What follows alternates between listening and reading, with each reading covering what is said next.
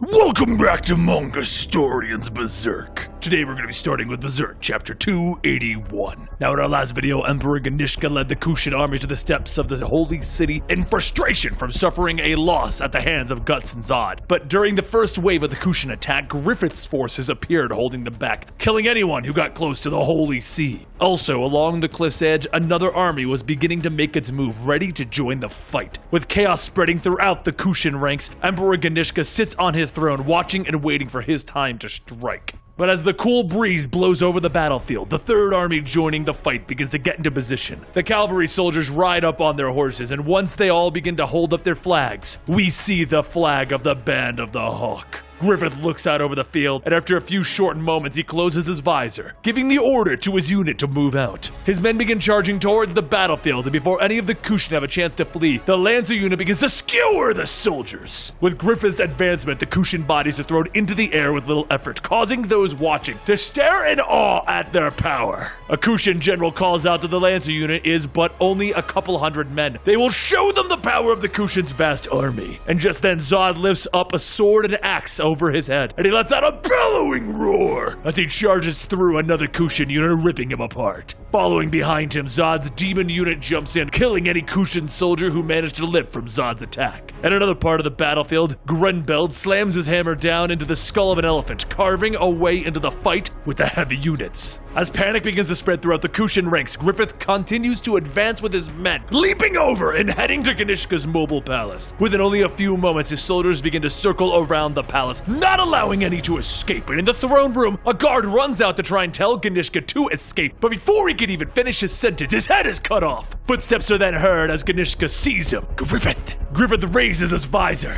and a particular fear begins to set in. This man before Ganishka is causing him to tremble, but he is a man who reigns over the largest empire in the world. As Ganishka looks at his shaking hand, Griffith tells him that it is only instinct. Instinct of a man whose body flows with the blood of hell. Ganishka gets ready to respond, but then stops, and Griffith's voice is just so pleasant and refreshing. And just being in front of him, Ganishka feels satisfied, yet also starved and thirsty. It's maddening!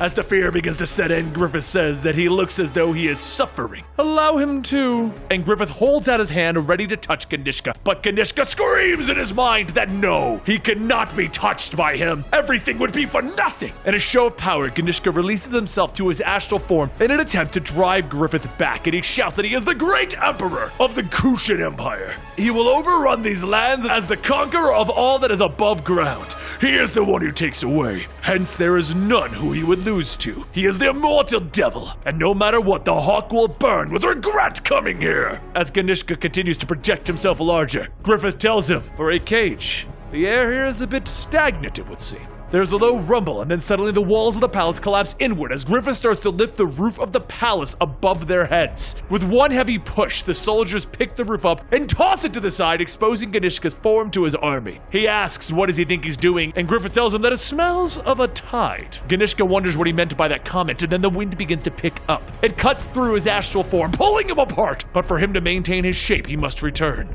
At the base of Ganishka's projection, Ganishka crawls out on his hands and knees, breathing heavy from exerting his power.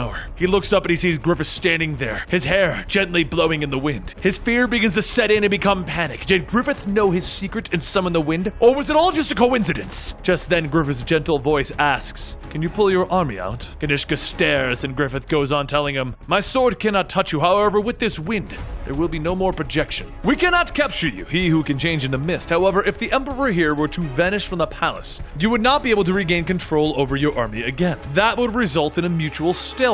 Why don't we have our final battle at the royal capital?" Ganishka lets out a low growl and then stands up, still trembling before Griffith, and he says, "Very well. The final battle will be in my demon city, and I will greet the Hawk's flight with a formation of extreme evil." The soldiers see this and they shout that that's the retreat flare. All units retreat. Kushan armies all begin turning back and fleeing, and in the center of it all, Griffith's men begin to cheer. And with those cheers, Griffith takes off his helmet, riding through the crowd. As the allied armies begin to clear a path, even they are captured by Griffith's radiant light. Owen watches watches Griffith ride through, thinking that this man is none other than the great Lord Griffith, the man with an aura never to be touched. The drawbridge to the holy city comes down, and walking from the gate is Farnese's father, Feretico Van Dominion. Once the two meet, Feretico says that he would like to give thanks on behalf of the Vatican for saving them, but they must know which lands does he come from. Griffith tells him that he is the Band of the Hawk and under the direct control of the royal dynasty, the Midland Liberation Army. Feretico and the others begin to ask, the Midland Liberation Army? And Griffith continues stating that they shall declare it here.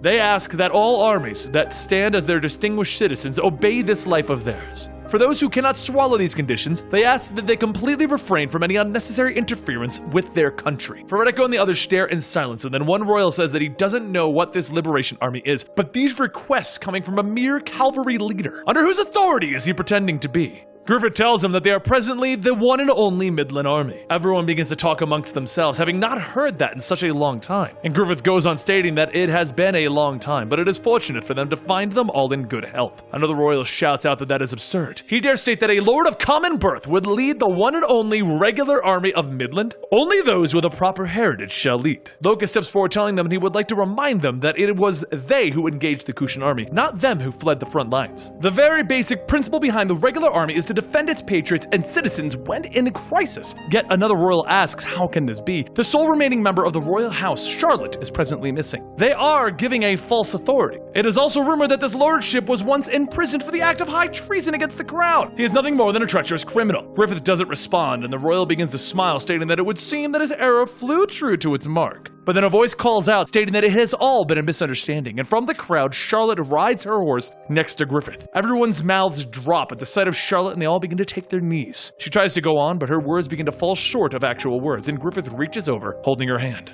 She nods, looking back at the royals, telling them to please raise their heads. All ye loyal subjects, she, Charlotte Beatrix Marie Rhodey Wyndham, hereby announces that she is the Queen of Midland, and that her betrothed, the leader of the Band of the Hawk, Lord Griffith, has been appointed as the supreme commander of the Midland Regular Army.